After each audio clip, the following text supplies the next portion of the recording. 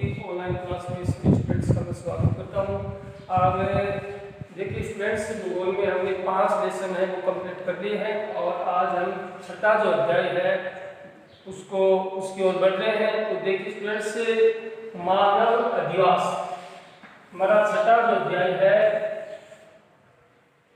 वो है मानव अधिवास। सबसे पहले तो हमें ये देखना पड़ेगा कि अधिवास क्या होता है। अधिवास क्या होता है? अधि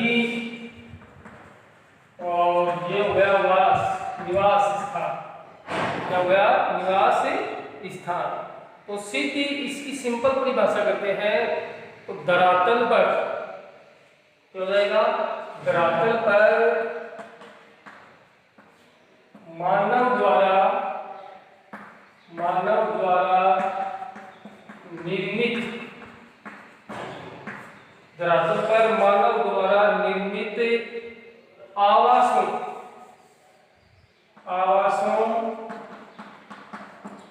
आवास रहने का स्थान, आवासों के संगठित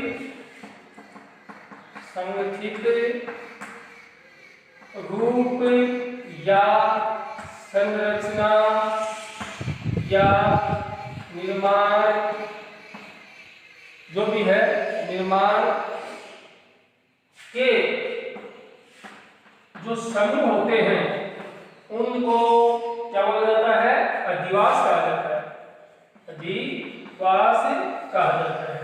तो देखिए अपन बात करेंगे आदिकालीन मानव की बात करते हैं। तो आदिकालीन मानव था, वो उसका निवास स्थल था, वो क्या था? फिक्स नहीं था, अस्थायी निवास करता था। और लेकिन जो सभ्यता और संस्कृति का जन्म हुआ है, ज्ञान की चेतना का विकास हुआ है, तो उस संदर्भ में मनुष्य ने भी अपना जो आवास है उसको क्या कर दिया है? निश्चित स्थान पर और निश्चित जगह पर रहकर बसने लगा है। तो साधारण तौर पर अपन अधिवास की परिभाषा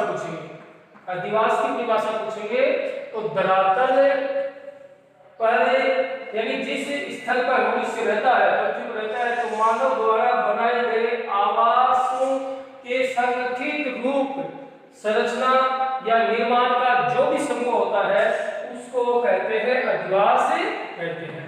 अब स्टूडेंट्स, हमने देखा है 2 दिन पहले हमारा 12वीं क्लास का भूगोल का जो पेपर हुआ और भूगोल के पेपर में एक परिभाषा दी थी। क्या दी थी? छोटी सी परिभाषा आ गई और 1 नंबर तुरंत मिल गया। और वो प्रश्न था मानव बस्ती किसे कहते हैं? मानव बस्ती किसे कहते हैं? अब अमूमन सभी स्टूडेंट्स के दिमाग में ये बात रहती है कि बस्ती जहाँ पर मनुष्य अपने आवास स्थल बनाता है वो साधारण तौर पर क्या कहलाती है? बस्ती। तो सीधी परिभाषा थी, मानव बस्ती को परिभाषित कीजिए। अब इसमें आपको कंफ्यूज होने की आवश्यकता है नहीं कि वही चीज है मानव अधिवास है और वही क्या है? मानव बस्ती है। आवास कहें, अधिवास कहें या बस्ती कहें, एक ही परिभाषा थी। और हमारी अध्याय भूगोल का जो छठा लेसन था और उस छठे लेसन की प्रथम दो पंक्तियां मानव बस्ती या अधिवास की परिभाषा दी गई थी। किताब को खोलते ही छठा लेसन जो स्टूडेंट्स निकालते हैं तो पहली 2 लाइन में ही हमें 1 नंबर प्राप्त हुआ है। तो कहने का तात्पर्य हो गया है कि कई बार जो शब्दावली है वो चेंज कर सकते हैं, लेकिन उसमें हमें कंफ्यूज होने की आवश्यकता नहीं है। अधिवास भी वही होता है, मानव बस्तियां भी वही होता है। कहने का तात्पर्य है कि मनुष्य ने एक स्थानांतरण जीवन से स्थायी जीवन की ओर बढ़ा और इस पृथ्वी पर, इस धरातल पर मनुष्य ने स्थायी रूप से निवास करना सीख लिया और उसके लिए जो भी क्या बनाता है, जो भी आवास स्थल बनाता है और वो उसका एक रूप होता है, उसका एक संगठन होता है। उस रूप संगठन, उस संरचना को ही भूगोल में अधिवास नाम से जाना जाता है या मानव बस्तियों के नाम से जाना जाता है। तो स्टूडेंट्स, इस परिभाषा को आपने क्लियर कर दिया। अब मानव जो बस्तियां हैं, मानव जो अधिवास है उसके प्रकार। अगला हमारा बिंदु होगा मानव अधिवास के प्रकार।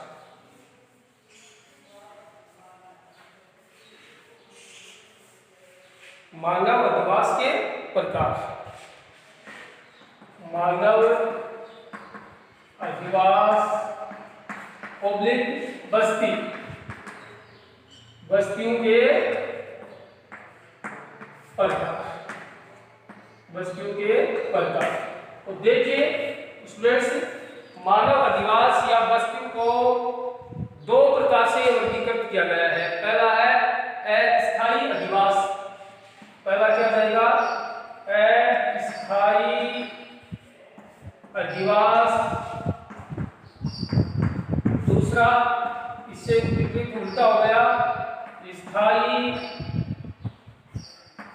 अधिवास। ठीक है स्टूडेंट्स, तो मानव अधिवास के जो प्रकार पढ़ेंगे और उसमें पहला जाएगा अस्थायी अधिवास और स्थायी अधिवास। अब अस्थायी अधिवास को पढ़ने से पहले हमने कुछ जनजाति समूह की बात करी थी। जो जाति एक जगह फिक्स नहीं रहते हैं, बार बार एक स्थान से दूसरे स्थान पर गमन करती हैं, स्थानांतरण करती हैं, ऐसी जातियों द्वारा बनाए गए आवास स्थल क्या कहलाते हैं? अस्थायी अधिवास कहलाते हैं। और इस जातियों की बात करेंगे तो इसमें रह वाली जाति करेंगे।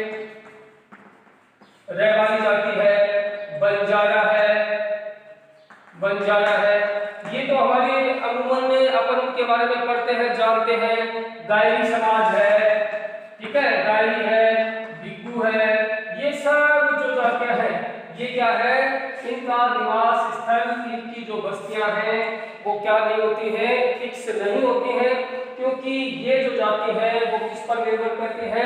चल जातियां कहलाती है। चल जाति समुदाय होता है और इनका जो मुख्य व्यवसाय है वो है पशुपालन करना। क्या करना? पशुपालन करना। और पशुपालन के लिए इस समय के अनुसार ये जो जातियां हैं, ये जैसे अपन बात करेंगे जम्मू कश्मीर की बात करें, ठीक है, या उत्तरी भारत की बात करें, तो समय के अनुसार ये लोग क्या करते हैं?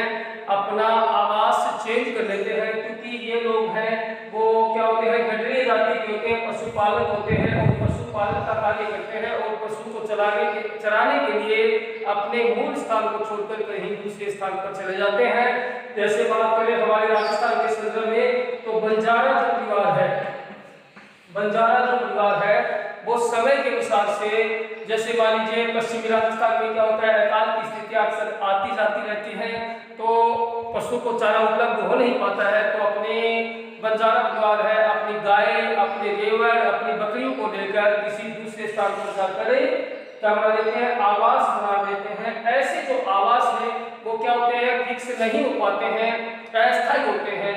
ऐसे सभी आवासों को अस्थायी अधिवास कहा जाता है। क्या कहा जाता है? अस्थायी अधिवास कहा जाता है। तो स्टूडेंट्स, ठीक इसके विपरीत, अस्थायी अधिवासों के ठीक विपरीत क्या होते हैं? स्थायी आवास होते हैं। और स्थायी जो अधिवास होते हैं वो अपन ने इतिहास काल में पढ़ते हैं, तो उत्तर पाषाण काल में, उत्तरी पाषाण काल में मानव द्वारा जो निर्मित अधिवास थे वो सब के सब क्या हुए? स्थायी रूप से रहे। कहने का तात्पर्य हो गया है कि उत्तर पाषाण काल से पहले और मानव जाति थी उसका फिक्स निवास स्थल नहीं था, ठीक है। चाहे आप बात करें वन्य जीव के संग्रहण की बात करें, वन्य जातियों की बात कर लें, या वनों में मिलने वाली विभिन्न प्रकारों की उपज को लेकर बात कर लें, चाहे आप पशु चारण की बात कर लें, इनको लेकर मनुष्य के लिए स्थायी आवास नहीं थे। लेकिन जो ही समय आया उत्तर पाषाण काल का, तो उत्तर पाषाण काल में मनुष्य द्वारा स्थायी अधिवासों की शुरुआत हो गई थी। मनुष्य ने अपना चल स्थान छोड़कर निश्चित रूप से क्या कर लिया था? बसना प्रारंभ कर दिया था। तो ये जो प्रक्रिया थी स्थायी अधिवास की वो उत्तर पाषाण काल में शुरू हो गई थी। अब सबसे पहले हमारा दिमाग इस ओर घूम रहा है कि आखिरकार मनुष्य अस्थायी से स्थायी जीवन यापन करने लगा। उसी के अनुरूप उसने क्या कर लिए, अपनी बस्तियां निर्मित कर ली, अपने आवास स्थल निर्मित कर लिए और उसी के अनुसार उसने अपने रोजगार के संसाधन जुटाने प्रारंभ कर दिए हैं। तो ऐसा इसलिए अनुभव हुआ कि उसको सुरक्षा मिले, उसको जीवन यापन का एक आधार मिले, उसे सुरक्षा संसाधनों का प्रयोग मिले, भौतिक वातावरण मिले। तो ऐसे कई क्षेत्र हैं वो स्थायी अधिवास को प्रभावित करते हैं। अब यहाँ पर छोटा प्रश्न बन सकता है। छोटा प्रश्न ये बनेगा कि स्थायी अधिवास के उद्देश्य क्या है। इन्हीं 3 उद्देश्यों का वर्णन करो। परीक्षा में देखिए है 2 अंक का ये हमारा जो लेसन है चल रहा है, 2 अंक निश्चित आने हैं इसमें। तो स्थायी अधिवास के उद्देश्य, स्थायी अधिवास के उद्देश्य, अधिवास के उद्देश्य। तो पहला उद्देश्य है मनुष्य ने अस्थायी को छोड़कर स्थायी अधिवास बनाने शुरू कर दिए। तो उसका क्या प्रयोजन था, क्या अर्थ रहा, क्या उद्देश्य रहा। पहला है उसको क्या मिली, सुरक्षा। क्या मिली, सुरक्षा। अब सुरक्षा के संदर्भ में अपन बात करेंगे तो देखिएगा स्टूडेंट्स, सुरक्षा क्या होती है, एक जाति की दूसरी जाति से हो सकती है, सुरक्षा एक समाज की दूसरे समाज से हो सकती है, सुरक्षा एक देश की दूसरे देश से हो सकती है, एक जाति समूह की सुरक्षा दूसरे जाति समूह से हो सकती है, सुरक्षा भयंकर बुखार जंगली जीवों से हो सकती है। और अपन आदिकाल में जाएंगे तो मनुष्य को सबसे बड़ा खतरा क्या था, जंगली जो भी जीव थे उनसे वो असुरक्षित महसूस कर रहा था और फिर उनसे बचाव के लिए और उन्होंने अपने अधिवास थे वो स्थायी बनाने प्रारंभ कर दिए। तो ये तो हो गया सुरक्षा का। इसी क्रम में स्थायी अधिवास का दूसरा जो उद्देश्य है वो जीवन यापन। क्या हो गया, जीवन यापन। मूल रूप से जो मानव था वो कृषि आधारित था, कृषि के साथ पशुपालन का कार्य भी प्रारंभ कर देता था। धीरे धीरे पशुपालन से जुड़ने वाले या कृषि से जुड़ने वाले जो विभिन्न प्रकार के व्यवसाय थे, विभिन्न प्रकार के जो व्यवसाय थे, उन व्यवसायों को पनपने के लिए मनुष्य को स्थायी रहना क्या हुआ, स्थायी रहने या स्थायी अधिवासों की अनिवार्यता सिद्ध हो गई और मनुष्य ने सोचना प्रारंभ कर दिया है कि इस तरह से हम आज यहाँ और कल वहाँ की जो प्रक्रिया है इससे हमें छुटकारा पाना होगा, ताकि हमारा जो व्यवसाय है, हमारा जीवन यापन करने का जो मकसद है वो क्या हो जाए, फिक्स हो जाए और कोई हमें दिक्कतें नहीं होगी। तो जीवन यापन करने का एक अधिकार हो गया स्थायी मानव। इसके बाद करते हैं संचित संसाधनों का प्रयोग।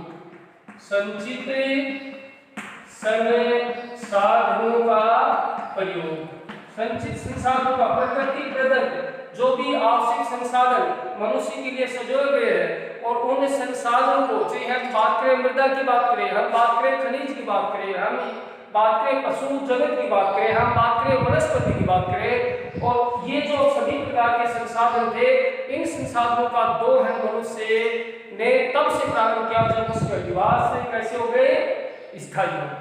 तो ये हमारा तीसरा बिंदु हो गया संचित संसाधनों का प्रयोग। इसके पश्चात है भौतिक वातावरण।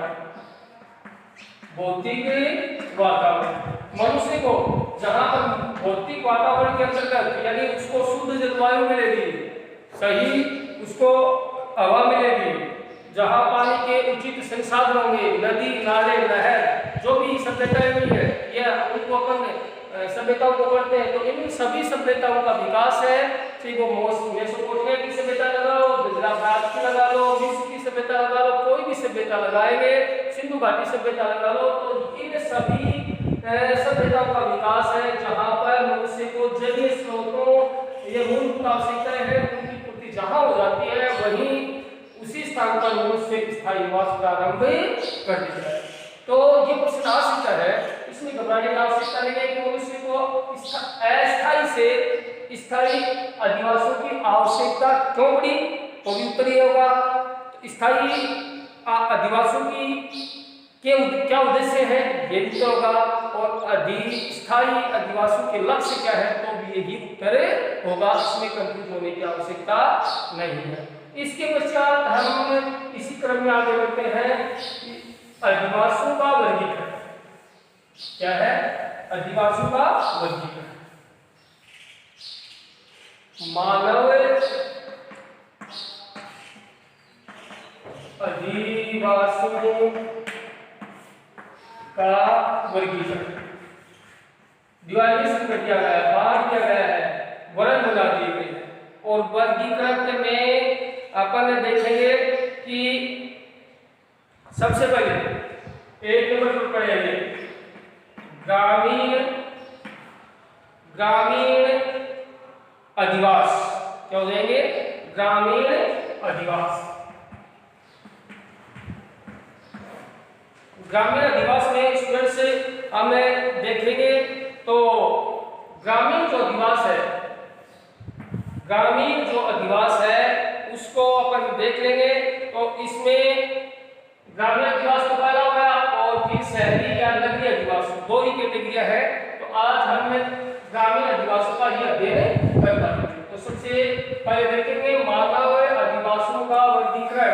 तो मानव अधिवासों के वर्गीकरण को दो भागों में विभक्त किया गया है। एक तो पहला आ जाएगा ग्रामीण अधिवास और दूसरा आ जाएगा नगरीय अधिवास। नगरीय अधिवास और नगरीय अधिवासों का अध्ययन है वो स्टूडेंट्स हम अगले कालांश में कर पाएंगे। आज सिर्फ ग्रामीण अधिवासों के बारे में चर्चा करते हैं। तो ग्रामीण अधिवास की परिभाषा क्या होती है?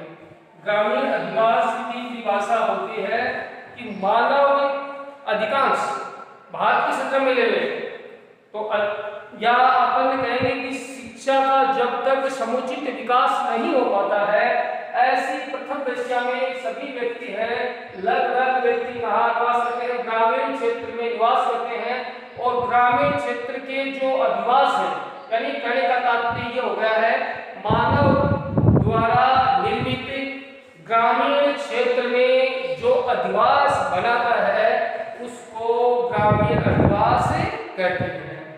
क्या कहते हैं? ग्रामीण अधिवास कहते हैं। अब इसके पश्चात ग्रामीण अधिवासों के प्रकार देखिए। ग्रामीण अधिवासों के प्रकार मोटे तौर पर अधिवासों को कितने भागों में बांट दिया है? पहला आ जाएगा ग्रामीण अधिवास और दूसरा आ जाएगा नगरीय अधिवास। क्या आ जाएगा? नगरीय अधिवास। और आज अपन सिर्फ अध्ययन कर रहे हैं किसका? ग्रामीण अधिवास का अध्ययन कर रहे हैं।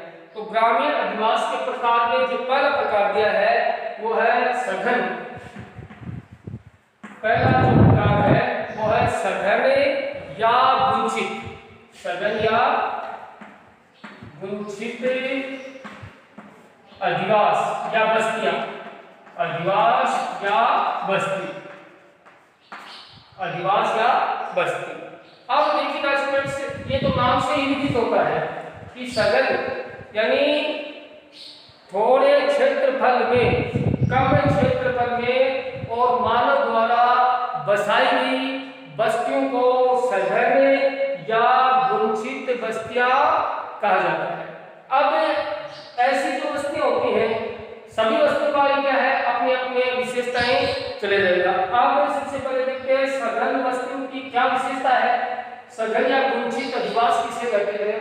तो मानव को जहां पर मूलभूत सुविधाएं अधिक उपलब्ध होती हैं और उस क्षेत्र में मानव द्वारा अत्यधिक अधिवास, अत्यधिक बस्तियां, अत्यधिक आवास स्थलों का निर्माण कर देता है, ऐसे आवास स्थल को सघन या गुंचित अधिवास या गुंचित बस्तियों का नाम दे दिया गया है। सघन और गुंचित बस्तियों की विशेषता लिखेंगे तो पहली विशेषता रहेगी कि इन बस्तियों, इन अधिवासों में जनसंख्या का दबाव है, जनसंख्या का जो प्रेशर है वो अधिक मिलता है। दूसरी बात हम पढ़ेंगे, इनमें मनुष्य को मूलभूत सुविधाएं हैं वो उपलब्ध हो पाती है। तीसरी बात लिखेंगे, मनुष्य को ये बस्तियां हैं वो अत्यधिक सुरक्षा प्रदान करती हैं। चाहे वो प्रकृति की सुरक्षा लगा लेंगे, चाहे वो वन्य प्राणी या भूखा जनजातियों से क्या लगा लेंगे, सुरक्षा लगा लेंगे, या अपन एक देश से दूसरे प्रजाति की देश की जो बॉर्डर होते हैं, जो सीमा होती है, उनसे क्या लगा लेंगे, सुरक्षा लगा लेंगे। तो सघन वंचित बस्तियों में जनसंख्या अत्यधिक मिलेगी, दूसरी विशेषता भी सुरक्षा प्रदान करेंगे और मनुष्य को मूलभूत आवश्यकताएं प्रदान है वो कर पाती है। कहने का तात्पर्य हो गया है कि मनुष्य को ऐसे आवास स्थलों की ओर रहना ज्यादा पसंद होता है जहां पर उसको अपनी सभी दैनिक की आवश्यकताओं की पूर्ति आसानी से की जा सकती है। इसके पश्चात हम पढ़ेंगे प्रकीर्णन या एकांकी बस्तियां। दूसरी प्रकीर्णन या एकांकी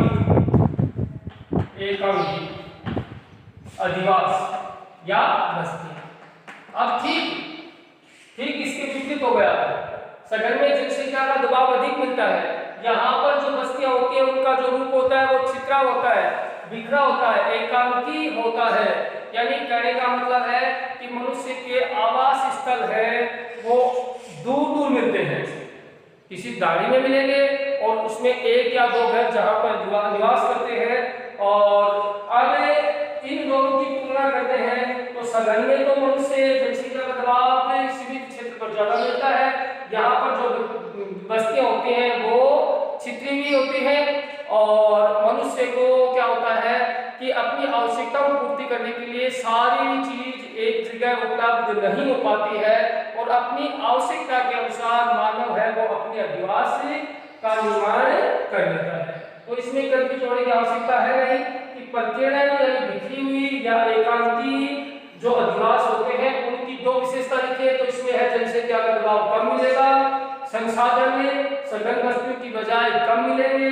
दूसरी बात इसमें हो गई है कि इसका क्षेत्रफल है सघन से अधिक, प्रकीर्णन या एकांकी बस्तियों का क्षेत्रफल अधिक मिलेगा। इसके पश्चात तीसरा जो क्रम दिया है वो है मिश्रित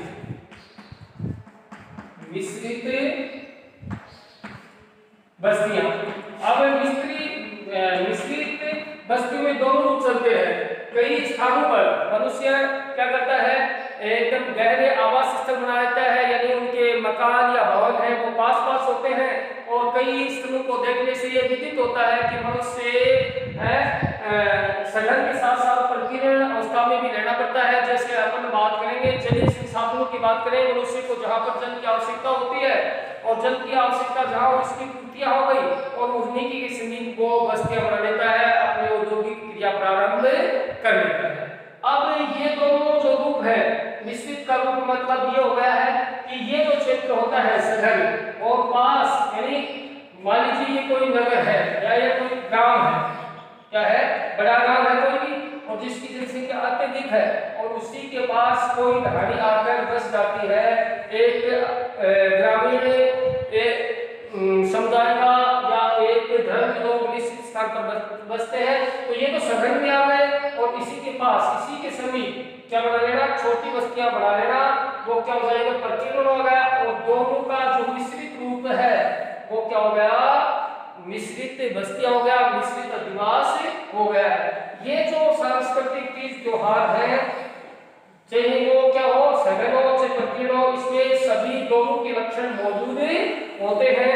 जब भी सार्वजनिक या सामूहिक कोई प्रोग्राम बनता है, कोई कार्यक्रम बनता है, तो ये लोग आपस में एक जगह बैठकर या एक जगह एकत्र होकर अपनी, चाहे वो वैवाहिक क्रिया मान लो या सामूहिक प्रथा मान लो, उनको संपन्न कर पाते हैं। तो तीसरा प्रकार हो गया मिश्रित बस्तियां। इसी क्रम में हमारा जो चौथा प्रकार है वो है पतली या पुरान।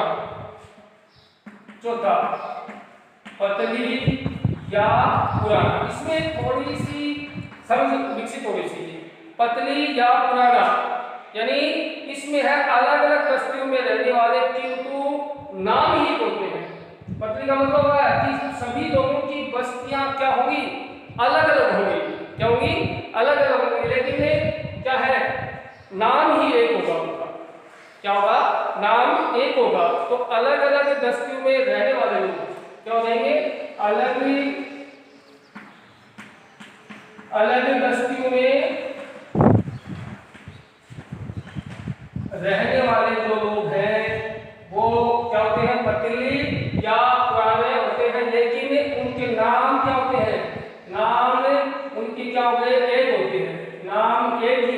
जैसे उदाहरण के तौर पर आप समझो इसको, जैसे मान लीजिए कोई समुदाय है, भील समुदाय का भी उदाहरण ले लेंगे। क्या ले लेंगे?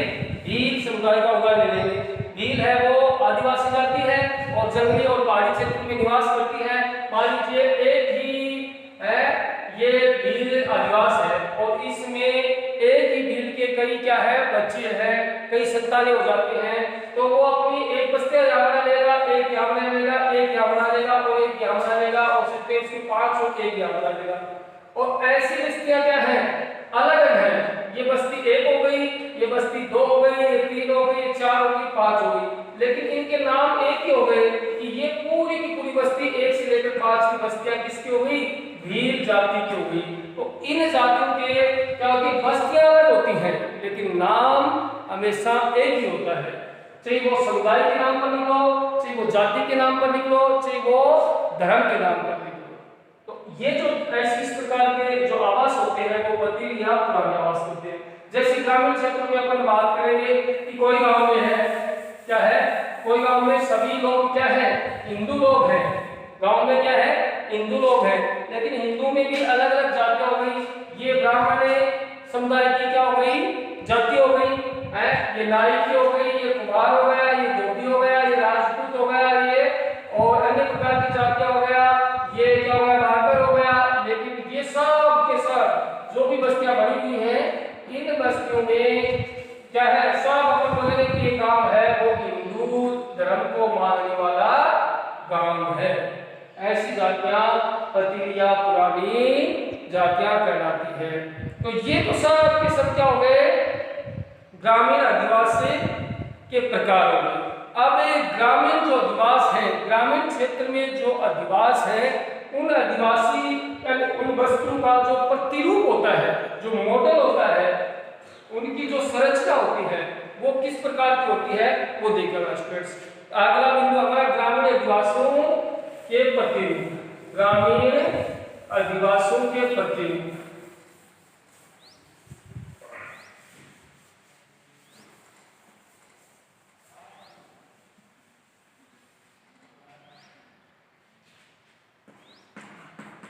ग्रामीण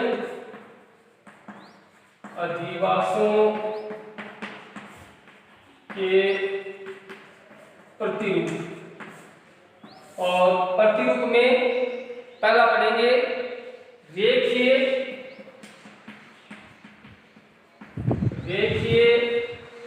प्रतिरूप। रेखीय प्रतिरूप इसी के अलग अलग नाम है, इसको पंक्तिनुमा बोलेंगे, पंक्तिनुमा, पंक्तिनुमा भी कह सकते हैं और मार्गो उन्मुखी भी कह सकते हैं, मार्गोन्मुखी भी कह सकते हैं, और इसको जो दूसरा नाम दे दिया गया है वो अर्धचंद्राकार बस्तियां भी बोलते हैं, अर्धचंद्राकार बस्ती। ये रेखीय प्रतिरूपी के क्या हो गए? भाग हो गए। क्या हो गए? रेखीय प्रतिरूप के भाग हो गए, पंक्तिनुमा, मार्गोन्मुखी या अर्धचंद्राकार। यानी ग्रामीण क्षेत्र का ऐसा समूह है जो किसी एक रेखा, यानी उनको देखते हैं, उनको किसी सैटेलाइट से, वर्तमान में तो वैज्ञानिक विधि द्वारा देखा जाता है, लेकिन अपन दूर से देखेंगे तो एक रेखा सी बनी हुई दिखाई देगी, एक पंक्ति सी बनी हुई दिखाई देगी, और उस पंक्ति उस रेखा को रेखीय प्रतिरूप नाम दे दिया गया है। जैसे ये क्या हो गया? अपन बात करें ये रेखीय हो गया, एक क्षेत्र में तो इसके क्या हो गया? पहाड़ हो गया। क्या हो गया? ये पहाड़ है। दूसरे क्षेत्र में मैदानी समरूप है, और यहाँ का धरातल भी क्या है? ऊबड़ खाबड़ धरातल है। तो यहाँ पर क्या है? मनुष्य द्वारा बनाई गई विभिन्न प्रकार की जो बस्तियां हैं वो एक पंक्ति में हो गई, एक सीरीज में हो गई, और ये सब सीरीज या पंक्तियां हैं वो क्या कहलाते हैं? रेखीय प्रतिरूप कहलाती हैं या पंक्तिनुमा कहलाते हैं। फिर या इनको क्या दे दिया? अर्धचंद्राकार भी दे दिया। मान लीजिए ये बस्ती बढ़ती चली गई, इधर हो गई और इधर हो गई, और ये पहाड़ की सीमा इधर हो गई और ये इधर हो गई, यानी ये जो आकृति है वो अर्धचंद्राकार आकृति नाम भी इनको दे दिया जाता है। इसके पश्चात दे रहा 3 प्रतिरूप। क्या है अगला तीर प्रतिरूप।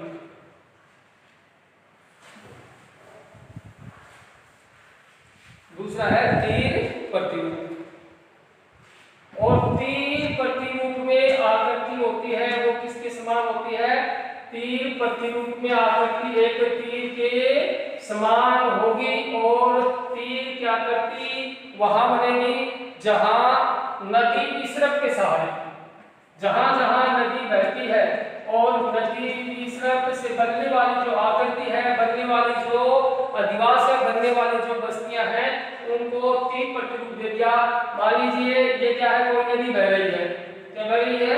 ये नदी बह रही है और नदी में मनुष्य को आदिवास बनाने के लिए जल है वो आसानी से उपलब्ध हो जाता है और इसके सभी जो जो बस्तियां बढ़ गई, जो जो क्या बन गई, बस्तियां बढ़ गई और जो जो नदी बहती जाती है और तो उसके दोनों किनारे किनारे और क्या बन जाती है, विभिन्न प्रकार की जो बस्तियां बन जाती हैं, उन बस्तियों को क्या दे दिया नाम?